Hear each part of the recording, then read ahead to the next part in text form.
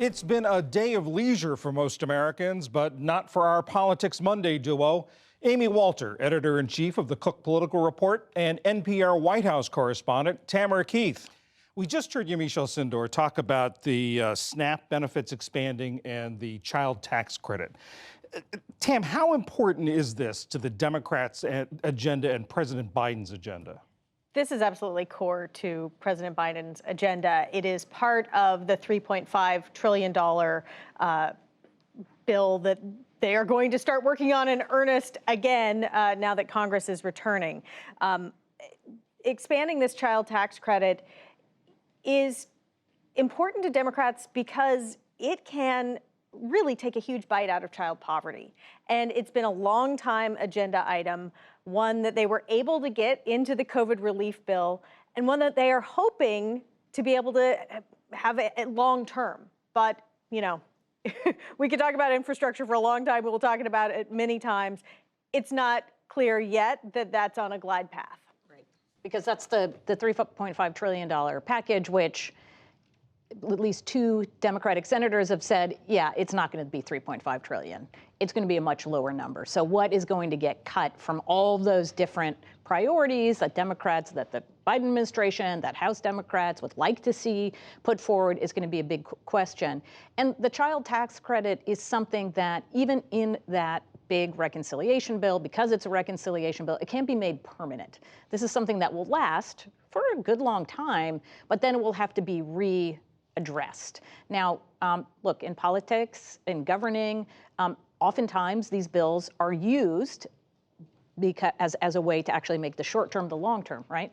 It becomes so popular that 10 years from now, it becomes really unpopular to take something back. We're at a time when a lot of things that were put in because of the pandemic are ending. The eviction moratorium and the federal unemployment benefits.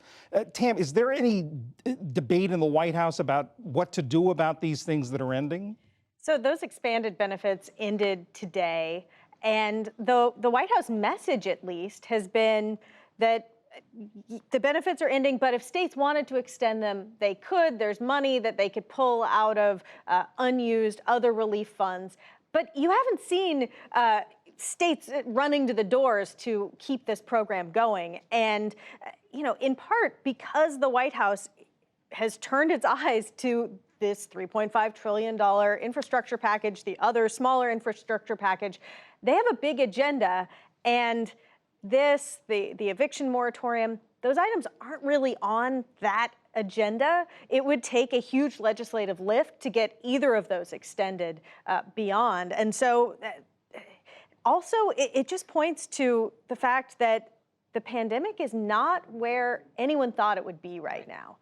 When that unemployment extension was passed, it was often a distant future when everyone would be vaccinated and the pandemic would be over. And the Delta variant said, not so fast. Does this become a political challenge for the president and for Democrats? Part of this discussion we just had about the increase in the SNAP payments and the child tax credit is an opportunity to say, look, we're not letting the safety net completely dissolve underneath families who are struggling in this moment in time. At the same time, the more that they hand out benefits, it's not just, as Tam pointed out, that it's taking away from the other agenda items, but it's also then acknowledging that the economy is not coming back. And what they want to show, the Biden administration wants to show, is we have continued to make progress on the economy. Yes, it's uneven.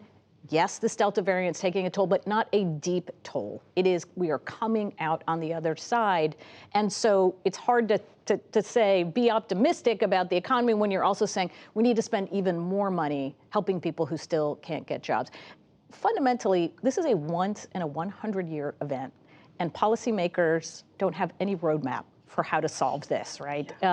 So I think they are trying to do as many things as possible while recognizing the realities, both of the message they want to get along, they want to send along, the agenda they want to put forward, and having a 50-50 Senate where at least two Democratic senators have been really clear about their own priorities at limiting some of the spending. We have to go back to last week because of the abortion bill that became law in Texas. They've essentially ended abortion in a state for the time being. Tam, what does this do? Does this change any of the calculus about the midterms next year or any of the elections that are coming up? Traditionally, abortion has been an issue that has motivated Republicans more than it has motivated Democrats. But the last several years have been defeat after defeat after defeat for the Democratic agenda and for something that Democrats really prioritize, which is reproductive rights. And I don't know if in the midterms it's going to change. That sort of dynamic about which party cares more about abortion. But I can tell you that right now, Democrats are angry and they're motivated. Right. And we are potentially going to see some early indicators of how motivating this could be.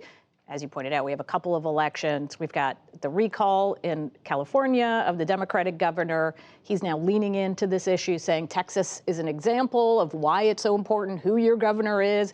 The leading Republican candidate, he argues, is going to install judges and others who are going to roll back reproductive rights in this state, not something that Californians are used to hearing about.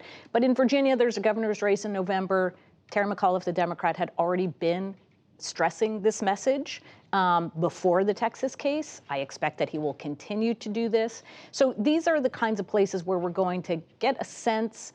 There'll be a whole bunch of other issues out there, but at least get a sense. One Democratic strategist I talked to said where it's really the rubber will really hit the road is next summer if the Supreme Court comes out and overturns Roe in the court case from Mississippi. That this person said would probably bring Democrats out into the streets in droves. Just months before the midterms. Just months before a 2022 midterm, yeah. Amy Walter, Tamara Keith, thank you very much. You're You're welcome. welcome.